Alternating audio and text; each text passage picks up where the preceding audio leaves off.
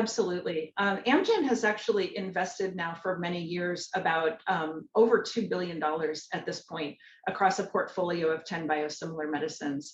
So in the US, 5 of Amgen's biosimilars are FDA approved. We've got 4 that are commercially available to patients.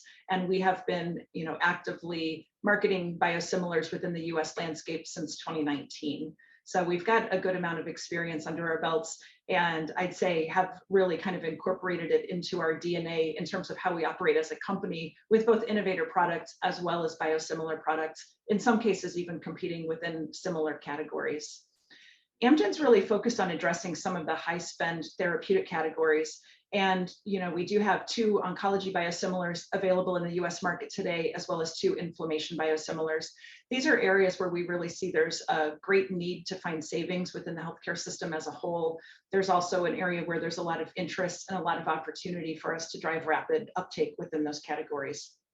We are also planning to launch 2 additional biosimilars within the inflammation space by 2023. So again, as we cross into that pharmacy benefit within the inflammation space, we really believe that there's going to be an interesting second wave of biosimilar adoption that's going to be able to leverage the success and the momentum that we've gained in this first wave, but really take it to a greater level.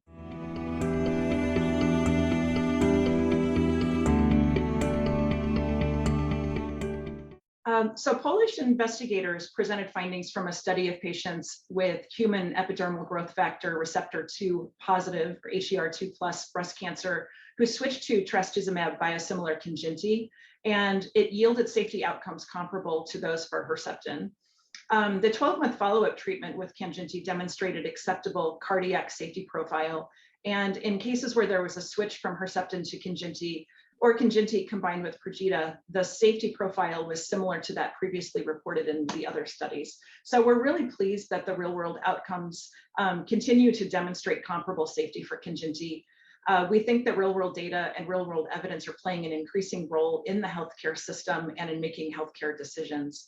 Now, I'd say it's also helpful to us that we have a great deal of experience with biosimilars outside of the US. So we also have more history there, and we're continuing to find ways that we can capture real-world data, real-world evidence to support the safety and efficacy of our products.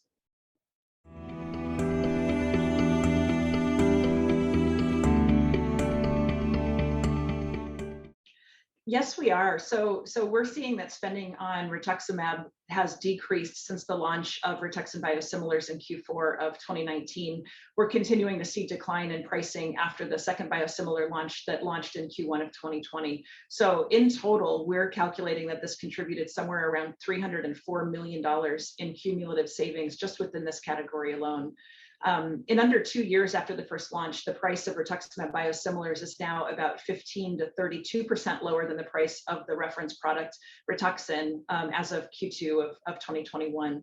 So in under 2 years after the first launch, we're now seeing that biosimilars are actually accounting for about 55% market share within that category and have really had successful uptake within the space.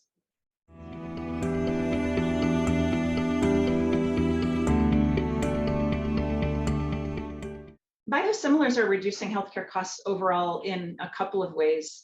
Firstly, by providing some fairly significant wholesale acquisition cost savings or list price savings, as well as ASP or net price savings at launch, and then continuing to drive those savings through competition over the life cycle of these categories.